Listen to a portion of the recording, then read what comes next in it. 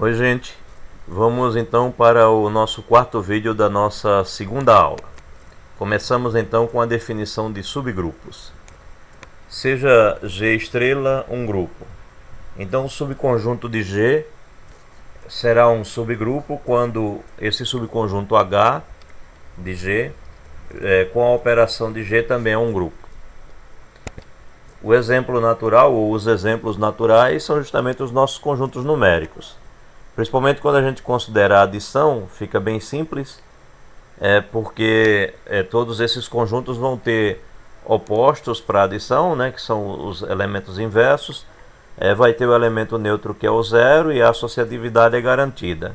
Como o Z está contido em Q, que por sua vez está contido em R e por sua vez está contido em C, então todos eles são subconjuntos um do outro, né? Z é subconjunto de Q, que é subconjunto de R, que é subconjunto de C, quando a operação considerada é a adição. Se trocarmos a adição pela multiplicação, aí já muda um pouquinho, né? Primeiro porque o zero não tem inverso, então a gente já tem que tirar o zero.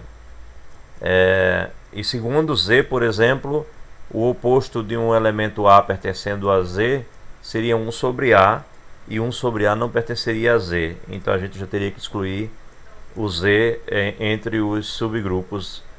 Não poderia considerar Z mais como subgrupo de Q+, mesmo tirando o zero. Então tem que pensar um pouco quando a gente vai para a multiplicação e não para a adição.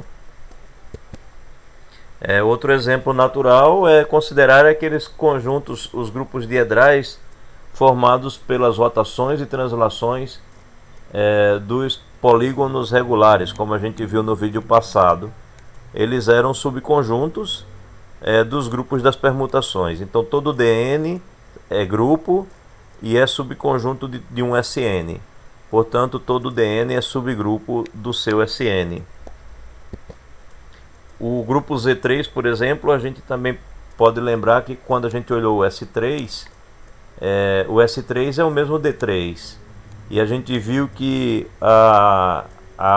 a função identidade pode ser considerada como uma permutação, e quando você junta a identidade com as duas rotações do S3, você tem um subgrupo. Na verdade, você tem um grupo, e aí, consequentemente, você tem um subgrupo de 3 elementos, que é justamente igual ao Z3. Porque a gente também verificou que o único grupo com 3 elementos que nós temos é justamente o Z3. Bem, a próxima proposição estabelece condições para verificarmos se, dado um subconjunto, se esse subconjunto é ou não um subgrupo. Sob que condições o subconjunto é um subgrupo? Bem, a proposição é essa daqui.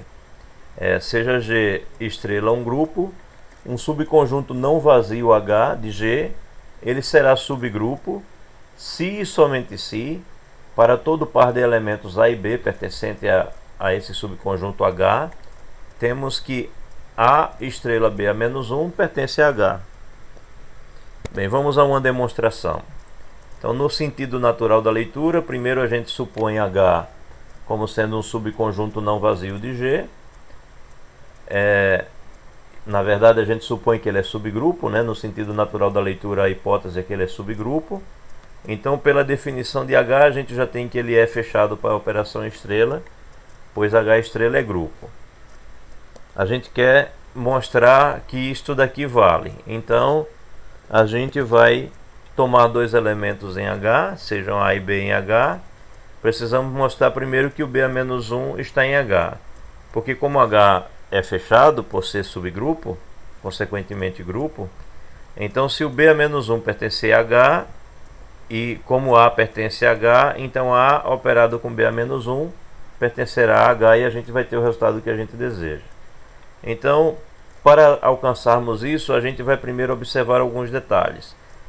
A primeira pergunta que a gente vai responder é: existe a possibilidade de existir um elemento neutro dentro de H que não seja o mesmo elemento neutro de G? Bem, suponha que H é um elemento neutro de H e que E é o elemento neutro de G. Bem, aí a gente escreve essa igualdade aqui, né? EH operado com EH é o próprio EH, já que a gente está considerando EH como um elemento neutro em H. Por outro lado, EH operado com E também é EH, porque é o elemento neutro de G. Mas aí a gente aplica então à esquerda, aqui à esquerda, o EH-1 e aqui também o EH-1, associando dessa maneira. A gente tem então que aqui é um elemento neutro operado com EH e aqui é um elemento neutro operado com E. Então à esquerda a gente tem EH e à direita a gente tem E. Portanto, EH é igual a E.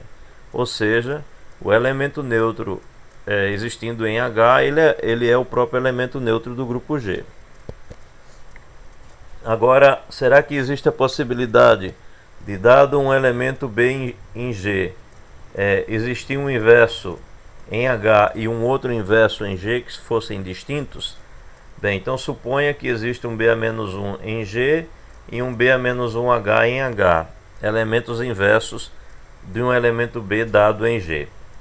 Então nós teríamos isso daqui, né? BA-1H operado com B seria o EH, né? Já que o EH é igual ao E, e o BA-1 operado com B também seria o EH.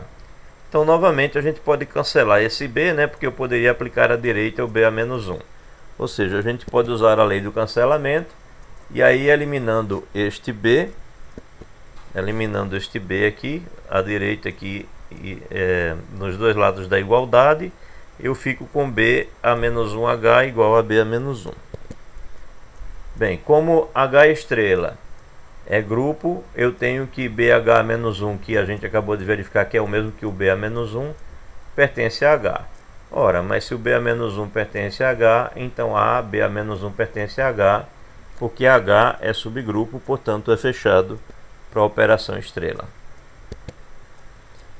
Bem, vamos demonstrar agora no sentido contrário. A gente vai supor então agora H subconjunto de G, e para todo AH pertencendo a H, A operado com BA-1, A e B pertencendo a H, perdão, A operado com BA-1 vai continuar pertencendo a H. Bem, considerando então aqui no lugar do A gente considera B, né, ou seja, considerando B igual a A, nós temos o seguinte, né? A BA-1 passa a ser B BA-1. E aí eu tenho que isso vai ser o elemento de identidade e assim eu concluo que o elemento de identidade, o elemento neutro, pertencerá a H. Então já mostrei que existe o elemento neutro da operação estrela em H, onde é o elemento neutro de G, o mesmo elemento. Daí, já que eu tenho que o E pertence a H, então se eu tenho que E e B pertencem a H, então E operado com BA-1, que é o próprio BA-1, pertence a H.